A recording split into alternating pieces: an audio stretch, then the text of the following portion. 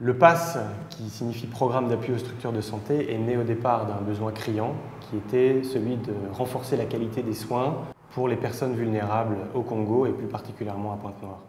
L'analyse des besoins nous a permis d'identifier 4 axes d'intervention prioritaires.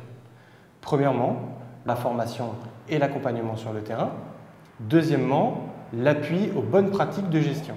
Quand les personnes ont acquis les compétences nécessaires, nous mettons en œuvre le troisième axe qui concerne la réhabilitation des structures et l'acquisition de matériel médical adapté.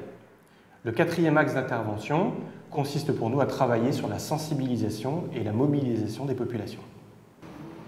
L'année passée, nous avons insisté sur l'hygiène hospitalière, comment laver ses mains, comment avoir une tenue propre, comment avoir notre place de travail propre, la propreté de nos matériels. Dès que le PASS nous a recommandé tout geste est égal à laver les mains, et je le pratique et je l'ai appris à mes enfants. Ça, c'est resté gravé sur ma tête.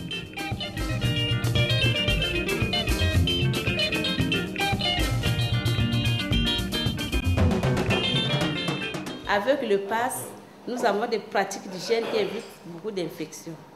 Nous avons constaté même qu'on a réduit beaucoup de choses telles que les infections nosocomiales.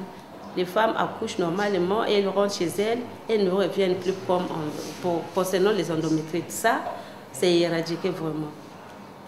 Voilà, maintenant, nous montons un peu d'échelon pour parler des soins techniques et relationnels. Pour nous, la formation, c'est vraiment le cœur de tout. Parce que sans la formation, nous ne pouvons rien faire.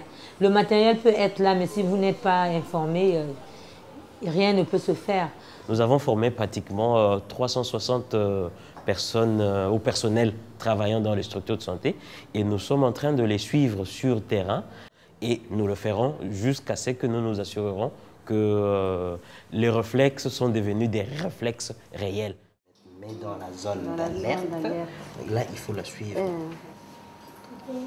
fait mal, ça fait mal. Respire, respire, respire. Bonjour madame, vous mettez l'enfant à côté, on va vous examiner. Elle est bien colorée. Oui, sur des coups simples. Oui, elle poursuit son traitement. Ok, allez, vous occupez-vous bien du bébé, hein, madame. Hein? Le PASS permet de réhabiliter notre service de maternité, plus précisément notre salle d'accouchement. Et nous allons peut-être avec vous découvrir que hier, ce n'était pas le cas. Il n'y avait pas ces demi-murs-là qui séparaient la salle. Il y a une femme qui est là, qui est en travail. Ici, là, il y a une femme qui accouche. Donc, personne ne voit en dehors de la sage-femme qui est là. Et elle accouchera toujours dans l'intimité parce qu'il y a le paravent qui est là. Alors que hier, ce n'était pas le cas. Au niveau aussi même des fenêtres, c'était vraiment des fenêtres avec les planches. Mais aujourd'hui, avec le PASS, on a fait des baies vitrées. Et du coup, la salle devient belle. Ici en Afrique, le paludisme, c'est la toute première cause de mortalité chez les enfants de moins de 5 ans. Et bien sûr, chez les femmes enceintes qui sont les plus vulnérables. Et de nos jours, l'unique moyen de lutte contre le paludisme, c'est la prévention. C'est pour cela que nous organisons beaucoup des activités là-dessus.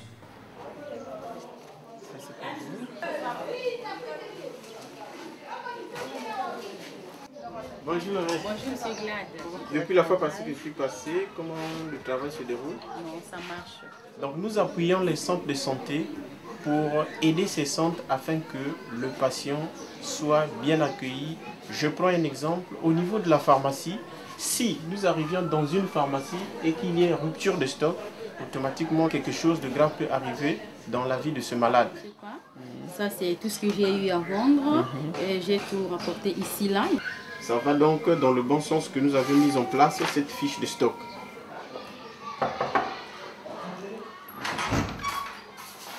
Alors, qu'est-ce qu'on dit?